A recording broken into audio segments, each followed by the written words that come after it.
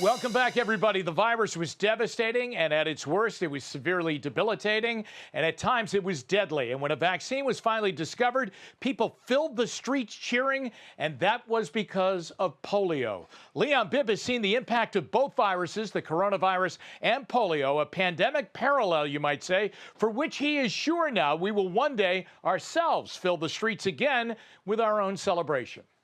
This story, part of it personal, is about a vaccine of the past and still used in the present, which gives an idea about what we could face in the future for coronavirus.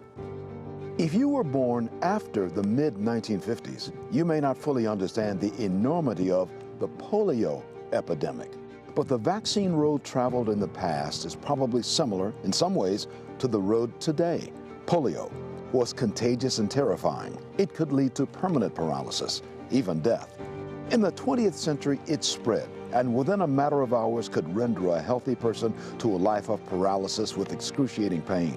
Before his presidency, Franklin D. Roosevelt in 1921 contracted polio and never walked unaided again. In 1952, there were 58,000 new cases of polio in the United States. Many victims had to live inside what was termed iron lungs. In 1955, an effective and safe vaccine was developed by Dr. Jonas Salk. A nationwide inoculation campaign began as Salk pushed for mandatory vaccinations. He said it was a moral commitment. By the millions, children who were more susceptible to polio than adults were vaccinated, and schools played a part. It was in this Cleveland school right here that doctors lined all of us elementary school kids up to give us the polio shots. I was too young to fully understand the enormity of the polio problem, but my parents certainly understand it. I remember well the day we took the shots. But that began the eradication of polio worldwide. In the early 60s, developed was a second vaccine, taken orally.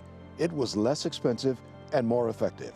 In 100 Cleveland locations, mainly schools, the Sabin vaccination was distributed to the public, children and adults at a very low cost, free to those who could not afford it.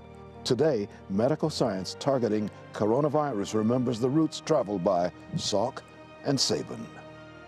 Just as my parents and I were optimistic about the vaccine, which I took decades ago in this school building, I'm optimistic with coronavirus we will get a vaccine too, one day.